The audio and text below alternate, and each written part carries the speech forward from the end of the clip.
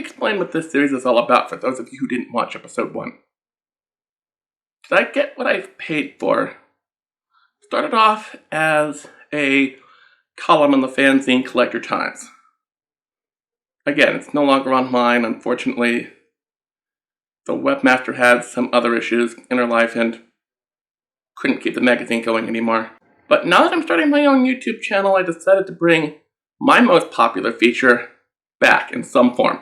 It went from being a print column to being a series of web videos. Now, this time, we're going to look at another public domain movie. Or in this case, series of movies. Why public domain stuff? So that I can legally show you clips from the movie without having to worry about getting DMCA'd. And to start with, we have the movie Mud and Sand, starring the one and only Mr. Stan Laurel. I decided to dig in to my DVD collection of public domain movies. You see, I have separate collections of silent films, and I thought I'd just get around to them. Our movie starts with Spain. And Stan Laurel is the sort of everyman you see in a lot of these silent comedies. The guy who really wants his parents' respect, but has all these niche hobbies that no one's interested in, and talents that are rather obscure. In an odd twist for a comedy, Stan's buddy dies in the ring, and Stan decides to get revenge. This leads to a long series of really great sight gags as Stan attempts to sign up for a match. The bit where he's waiting in line is a lot like a classic Looney Tunes cartoon. Or rather, Stan Laurel is one of the many comic geniuses that the Looney Tunes were inspired by. It's less that Stan Laurel was a live-action Looney Tune than Looney Tunes were animated Stan Laurel. After the fight, you get introduced to the prettiest girl in town, and Stan falls madly in love with her. She convinces him that he can be more than a local bullfighter. He could be one of the best in the country. So they get married and run off to Madrid. He succeeds in becoming a national champion level bullfighter. And because he's in the big city, he gets corrupted by booze, women, and of course, naughty jazz music. And he acquires a rival, not only in the sport, but in love. Not for his wife, mind you, but for a local lounge singer. And due to another twist of fate, he somehow loses both his wife and his mistress. If that isn't enough, bullfighting season comes to a close, and our sad, broken hero has to compete against his rival for the right to fight the biggest, baddest bull in the world. We're talking a serial killer in bovine form. We're not just talking any serial killer either, we're talking the Zodiac killer of bulls. If you're familiar at all with Stan Laurel's work, you know what's going to happen here. It's a long, goofy, funny, zany slapstick sequence that is just downright bonkers. It's a very good send-up to every sports movie ever made, even down to the fact that he wins the fight. But to subvert these sort of tropes, and in particular that of the movie Blood and Sand, starring Rudolph Valentino, he might win the fight, but that doesn't mean he's victorious. His mistress is in the audience, and she throws a brick at him. It hits him in the head, and he dies. Yes, it's a parody of that Valentino movie, but you don't have to have seen that film to get the joke. It still holds up. But it's time to ask that question. Did I get what I paid for? As goofy, ridiculous, and fun as this movie is, there's something missing. I can't quite put my finger on it. Maybe someday I'll understand, but for the life of me, I can't figure it out. I went in wanting to see a movie where Stan Laurel used quick wits, ridiculous slapstick, and brilliant comic timing to win at bullfighting. And what I got was a movie where Stan Laurel used quick wit, goofy slapstick, and brilliant comic timing to defeat a bull. So I got exactly what I was expecting. This movie came in a 2-pack with another Stan Laurel movie called Utopia. It cost me 75 cents. So that means this movie cost me, 38 cents? Was this movie worth 38 cents to see? And I'd have to say, well, Stan Laurel is one of the greatest physical comedians who ever lived. His name rightfully belongs up there with Chaplin, Buster Keaton, Roscoe Arbuckle, Harold Lloyd.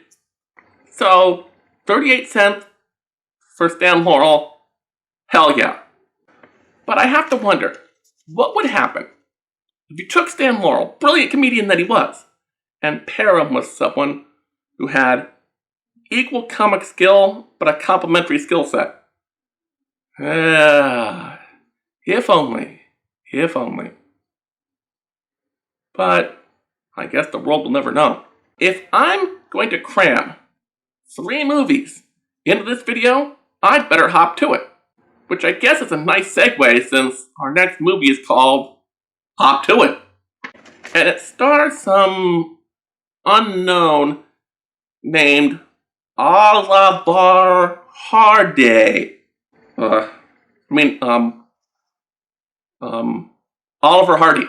There's a lot of dispute over whether or not the next movie is actually public domain or not. On the one hand, it's on a lot of those 50 silent classic collections. But on the other hand, technically most movies made after 1923 are not public domain.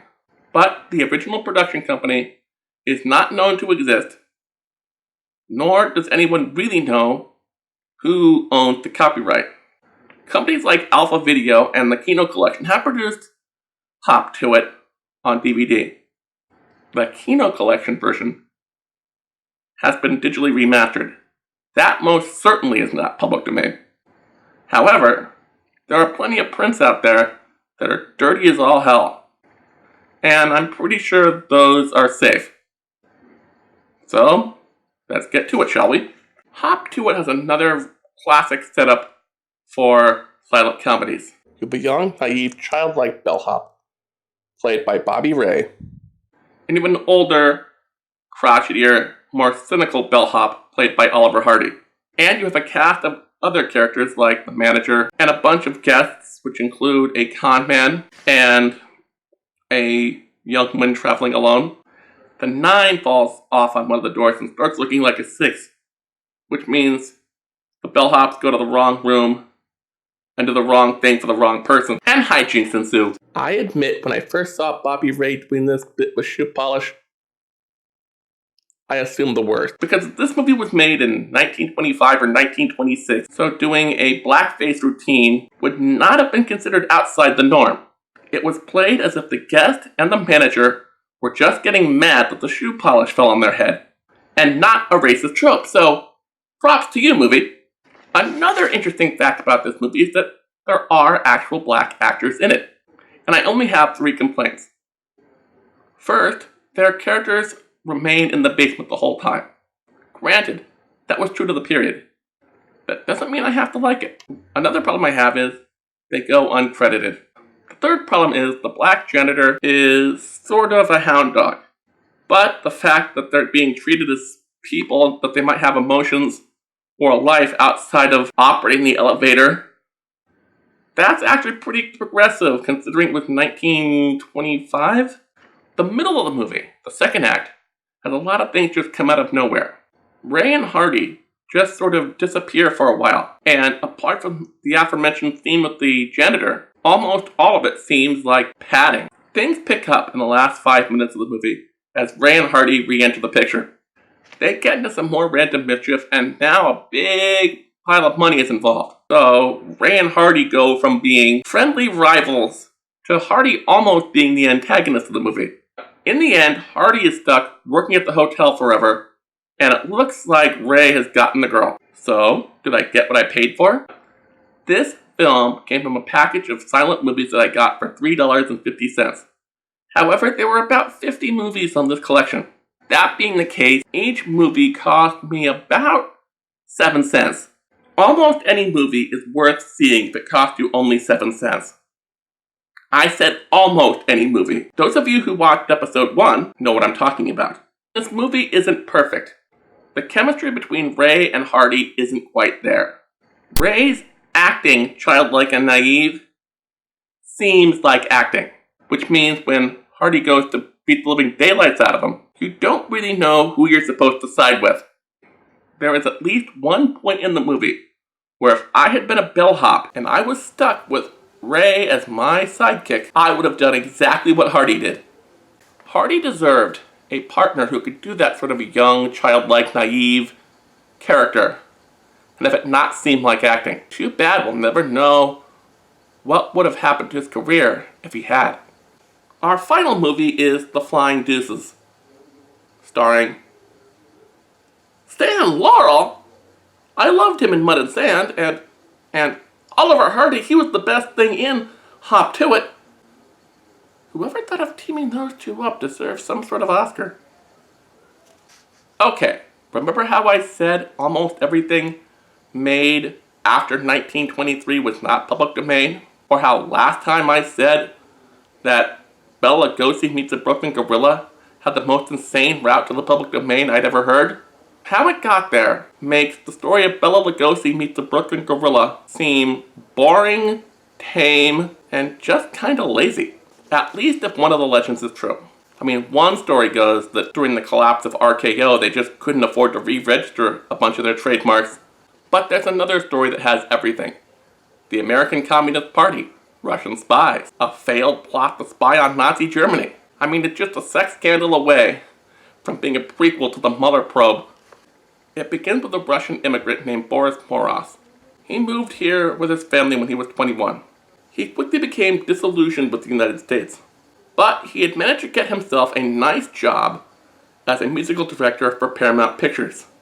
In 1934, he went to New York on business. He wound up at some party or meeting at the Russian embassy.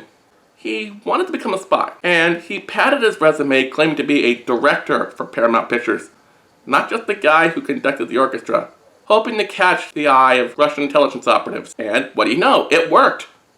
They saw potential in Moros. They thought they could use his connections at Paramount to get their operatives into Paramount's offices worldwide, allowing them to get people into places where a Russian would otherwise be a little out of place. This included getting Russian spies into Nazi Germany. He was also involved in a money laundering plot, which involved running a phony sheet music company. Later, they started giving him funds to produce movies so that they could use the profits to fund their spy network. One of these movies was The Flying Deuces. In spite of being a big hit and starring one of the greatest comedy duos of all time, this movie is in public domain. It is suspected that its unfortunate ties to the American Communist Party and the Soviet Union led to its trademark being abandoned. After Moros had been doing stuff like that for more than a decade, the FBI got suspicious. And since it was 1947, he was actually arrested for conspiring with a foreign power. However, his story does not end there. He went all Michael Cohen on them. He was willing to turn on his fellow conspirators, well, provided that the United States government not lock him up and throw away the key, or, execute him. So what about the movie itself? Well, it's really, really funny. It starts with Stan and Ollie being on top of the world, and guess what? Ollie's in love. Alas, it doesn't last, because she's already married. It's just that her husband has been away fighting World War I. Don't you hate it when that happens? Stan tries to comfort Ollie, and it goes as well as you can expect. Ollie decides to go down to the river and drown himself. Before we get down to the river, we're treated to a small subplot about a shark escaping the aquarium. It seems unimportant, but I assure you, it isn't. Once they get down to the docks, Stan tries to talk Ollie out of suicide. And to a certain extent, it works. Ollie goes from wanting to commit suicide to committing murder-suicide. That's right, he wants to take Stan with him. Before Ollie jumps in, they have a brief conversation about life, death, the afterlife, reincarnation. It seems non sequitur, but trust me, there's a payoff in the end. And speaking of jokes that require a payoff, once they jump into the water, they encounter the shark! And don't get me wrong, the shark looks like crap. But it's still better than Jaws 4: The Revenge. Fortunately for Stan, a cop sees them. He asks them what's going on, and he offers them a bit of advice. If you want to forget a heartache, join the French Foreign Legion. And that goes well. You see, the rest of the movie is Stan and Ollie messing that up.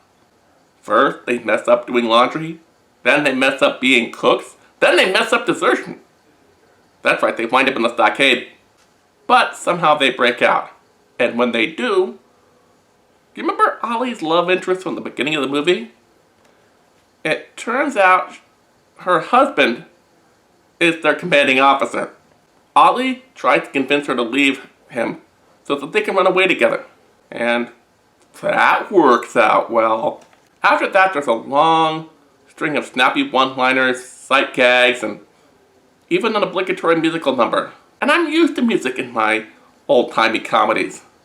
It's just this one doesn't quite have the same charm as some of those Marx Brothers movies. Hooray for Captain Spaulding, this is not. We get a chase sequence with what I can only assume is the Keystone Cops Brigade of the French Foreign Legion. Stan and Ollie hijack a plane, and we finally get the flying part of these flying deuces. And this being Stan and Ollie, well, you know where this is headed. They manage to evade capture by crashing the plane. And remember how Ollie wanted to commit suicide? Well, he kinda gets his wish. In the end, Stan gets discharged and goes home. Then we get the payoff to that reincarnation gag, and well, sorry, it gets me every single time. Well, did I get what I paid for? This movie cost me 14 cents. And it's Laurel and Hardy. I love Laurel and Hardy. The movie lags in a few spots. Most of them are the scenes that Stan and Ollie aren't in, or are in those obligatory musical numbers. All in all, I have to say this is a great movie, and shows that just because something is in the public domain doesn't mean that it's bad. And I can't recommend this movie enough. If you enjoyed this video, please hit like or subscribe. I still haven't quite gotten my Patreon account set up, but I'm going to get on that. Leave a comment if you like. Anything helps. I'm going to leave you with a little clip from next time. And I'll see you then.